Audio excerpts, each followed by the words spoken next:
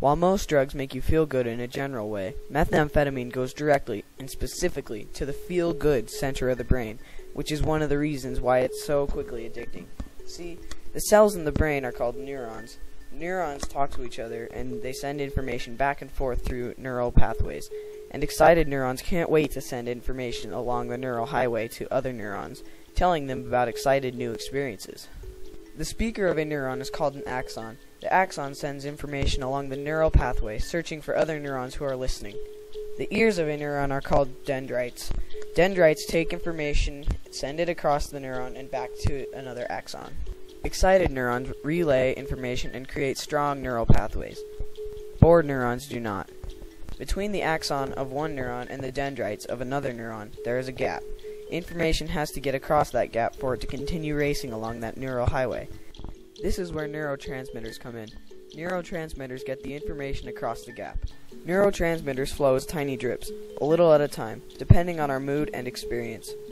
Dopamine is one of those neurotransmitters. It's the one that makes us feel happy, alive, filled with joy, and confident you can do anything. Methamphetamine affects this neurotransmitter. It opens the floodgate and forces dopamine to pour out. The dopamine can't get back in. This gives you the rush and keeps you on a high. Your body just has to absorb it back in. That takes 12 to 24 hours, so you're active but unproductive, not hungry and not thirsty.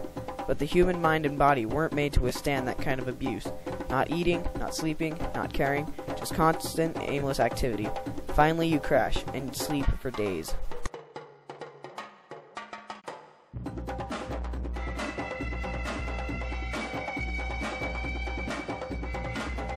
Eventually, meth burns up the cells that produce dopamine. It can take 2 to 3 years for the cells to rebuild, sometimes even more. That means living in chronic depression, feeling miserable, lifeless, and hopeless. And there's always that memory of the first meth experience that got you immediately locked into your subconscious. That's why so many go back to using it.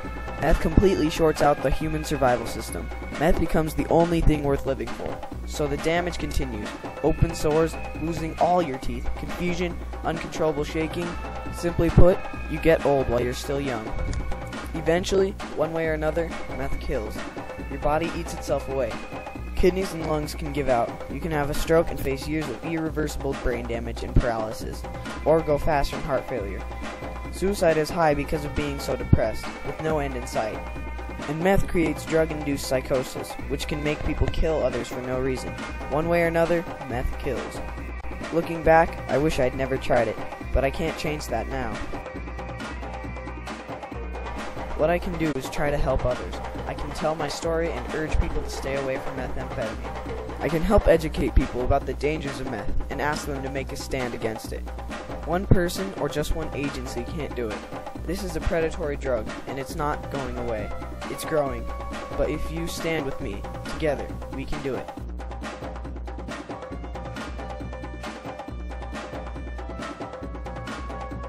Meth addiction doesn't work with only 21-day traditional rehabs. It isn't long enough.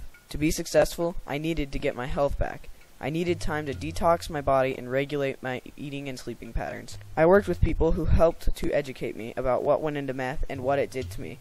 And I did my part. I fought hard to get my life back. I wanted my life back. I wanted my friends back. I wanted to feel human emotions of love, caring, and purpose. And I'm going off to fight them.